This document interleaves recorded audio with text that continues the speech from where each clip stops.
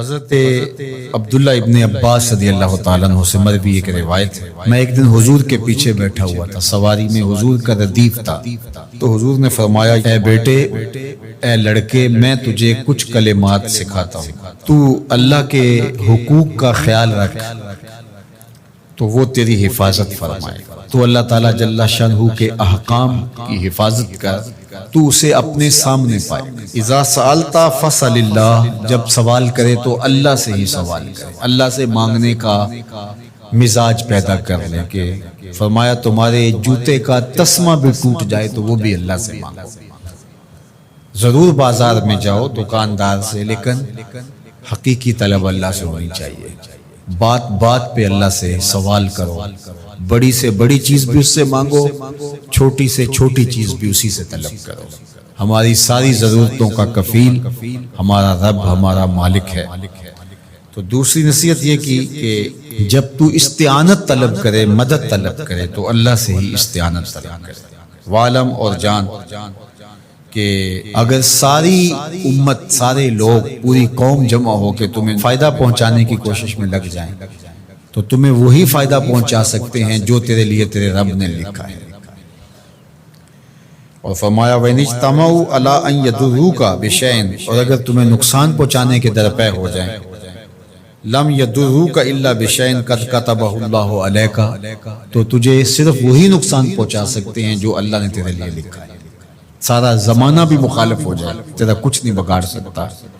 ہاں تیرے مقدر میں اگر کوئی چیز، کوئی بگاڑ لکھا ہے تو وہ ہوگا، اس کا ذریعہ وہ بن جائیں گے۔ تو اس لیے پھر اسی سے مانگو، اسی سے طلب کرو۔ رفعت الاقلام وجفت الصحف، جو لکھنا تھا اللہ نے لکھ دیا، لکھنے کے بعد قلم اٹھا لیا گیا اور جن صحیفوں پہ لکھا تھا وہ خشک ہو گئے۔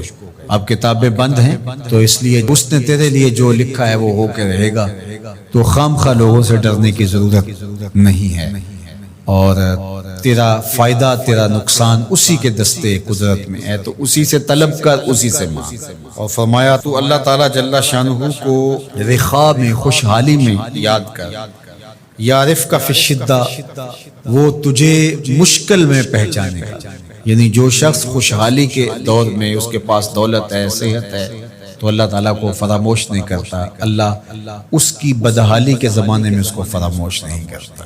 وعلم اور جان ان النصر مع الصبر، کہ جو مدد ہے وہ صبر کے ساتھ آتی ہے۔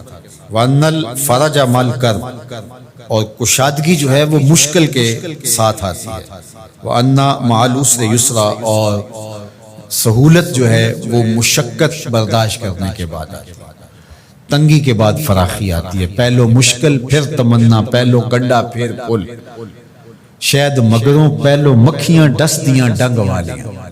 تو یہ سب ہوتا ہے، مشکلات، تکلیفیں، آلام، مصائب، ان سب سے گزر کر کے آسانیاں آتی ہیں۔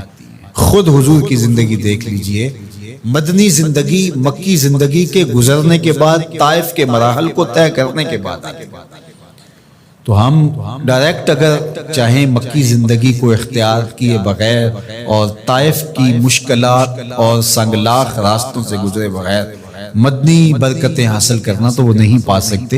تو یہ اللہ تعالیٰ نے ایک نظام رکھا ہوا ہے۔